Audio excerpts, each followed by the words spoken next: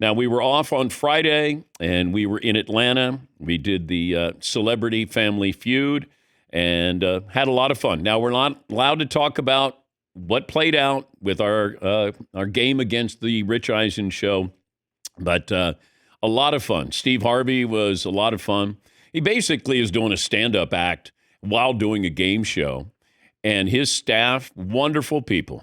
I do want to make mention of the vibe that you had there in Atlanta. We were at Tyler Perry's studios, and it's a college campus. It was unbelievable. Tyler Perry, we didn't see Tyler Perry, but it was a unique experience. Got up there and, we felt at home, had some fun, some good lines in there, got to see the Rich Eisen show. And once again, we can't talk about the results later on this summer. Once we find out what the date is, and I guess, it's on Sunday night, and they got to edit this thing down because it's a half-hour show, but we probably were on stage for 45 minutes with everything that was going on. Great audience there. Marvin brought his own fan club, had his mom there, grandma there. It was big deal there. You had your fan, they were your rooting section. Yes, Marv? I didn't bring them. They invited themselves. You're right. Now, I didn't realize the Steve Harvey group, the Celebrity Family Feud, they booked our flights. And they're very nice. They put us in first class, but they put me in the same row with Todd. And, I joke a little bit about, Todd and our relationship. And all I wanted to do was just sit. I didn't want to talk. I'd spent 3 hours talking earlier that day, Thursday. I was going to get it on the plane, maybe have a cocktail, get to Atlanta, have a nice meal. It was my birthday. And I kept saying to Todd, I'm not joking. And Todd kept talking louder to me. I had headphones in, and that just meant he yelled louder. And then I just said, Todd, I finally said, shut up. We acknowledged your birthday during the course of the show Thursday, but then it was kind of over. By the time we got to the airport, I figured, okay, the birthday thing's in the drawer and we can move on. It was change it up a little bit, socialize on the plane, Okay. Free your mind. The flight attendant told Todd to be quiet, that he was talking that had never happened to me before. Yes, until then. She said you're talking too much. Maybe you could say a little less. Yes, she did. I believe was the quote. Yeah. Maybe you could say a little less. Yes. When I had my chair kicked from behind, I thought that was like a kid by accident, like just kind of moving around, but maybe someone was giving me a little lesson learned there. Yes. It was a grown-ass man who was a little tired of hearing your updates, I think. Yes. And then on the way back, okay, first of all, I'm watching Bourne Identity, of course. Of all the things to watch, I'm watching Bourne Identity. And Todd, the screen that he has, he's watching the flight tracker. So he's looking at the map. I eventually changed it to the Celtics-Knicks game 6. No, eventually. No. On the way down, you watched the flight. I did. I did not change it. I kept the plane, as I watched it go through Charlotte and everything. It was fascinating to me. How many thousands of feet were up in the air? How many kilometers? How many minutes until we're supposed to land? He's staring at the screen, and he's watching the plane. He goes, I think, should the plane be as big as the state of Indiana? It wasn't to scale. It was very weird. It was one of the wings was covering Sioux City or something. I'm like, this can't be right. I said, we're not going through Fort Wayne, Indiana. But, and then he's yelling, and then I don't acknowledge him. And then he taps me on the arm, and I said, Todd, I'm not joking. Let's just sit here, all right? On the way back, that's when he's doing play-by-play of the Knicks-Celtics game on Friday night. Play-by-play to everybody in first class. And I tapped you, and I poked you, and I grabbed your knee. They're up by 28. This is a blowout. They're not going to go to the Eastern Conference Finals. And I said, Todd, stop. And then finally, I had to smack him. I smacked him on the arm. Hard. Yes, Martin. Hearing the smack, me and Seton, we just couldn't stop laughing because we just kept looking over, tapping each other. Like, look at these two. This is a sitcom. It was violent. You were so mad. And then the flight attendant on the way down, sir, would you like to drink? You're like, do you have poison? I did. That was rude.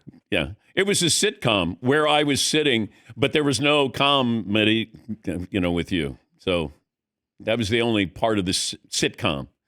It wasn't funny, Tom. Out of a small glass of cranberry juice. It was a fancy little glass, but I'm like, I usually get the can when I'm sitting in 38B. I'm sitting in the first row and I'm getting less somehow. That was weird. Yeah, but we went our separate ways when we landed. We did. And then, of course, we go to dinner. Like, Todd is next to me no matter what we did. We get on the bus, leaving the airport to go to the hotel. Who's next to me? Todd. I think it was just coincidental. No. You make it like I was like a lost puppy. It's like, I'm just going to follow you around, which I kind of was a little bit. And then we were getting pictures. And then who wants to get a picture? Todd is with me, standing in front of the Celebrity Family Feud. And then I said to him, I don't know what our strategy is to win Celebrity Family Feud, but whatever it is, I'd rather lose than have you right next to me. Marvin, you're going to be right next to me. And then Todd was after that. So it was myself, Marvin, it was Fritzy, then it was Seton, then Paulie. But had a great time. It was a lot of fun, and I'm glad we did it. The pose didn't come out the way I liked. I thought it was supposed to be buddy-buddy on the little red carpet backdrop thing with Family Feud. You were like tilted off to the side. I was like leaning trying to away from you. escape. I was. All right. And then we had the sports Emmys tomorrow night. Okay. It's a big couple of days. They are. But we got a party bus for tomorrow. You will not sit next to me. That seems fair. Yes. That was a lot of time together. Yes, it was. Yes. We're not going to do that. You guys have spent a lot of time together. We way too much. Way too much. And I was doing the Family Feud theme, which you're doing. Okay, we get it. All the way down, all the way from the airport to the hotel, Todd's doing his Steve Harvey impersonation. I need Dan. I need Rich. Let's do this. Let's play the feud.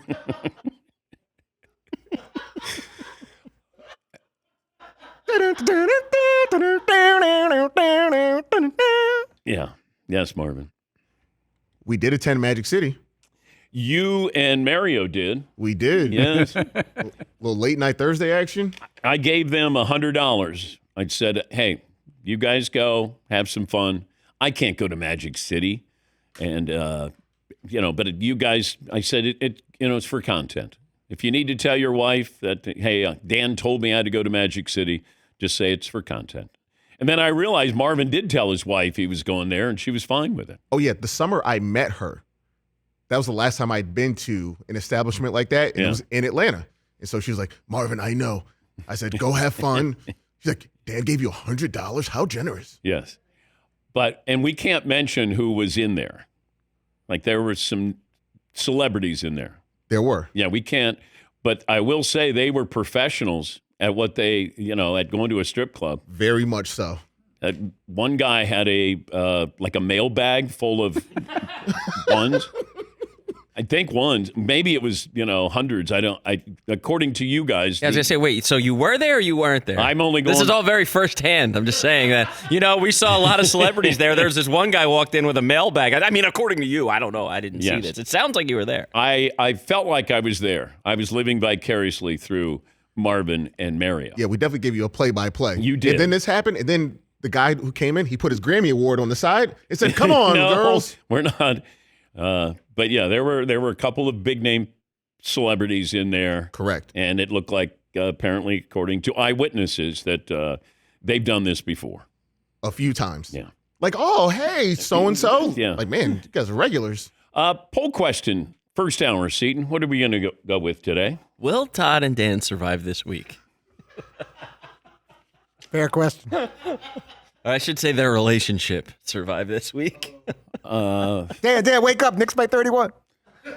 But I had headphones in, and he kept yelling louder because he wanted me to hear. And I finally took out one of the earbuds. I go, if I wanted to hear you, I wouldn't have these in. I had an audience that couldn't leave. They're stuck on this tube. I'm like, I could just kind of do whatever I want. They can't kick me off the plane And then until after it lands. He's doing. Then he switches over to hockey, and then he's doing sound effects. He's doing theme songs, and I just thought, this because it's the cup. This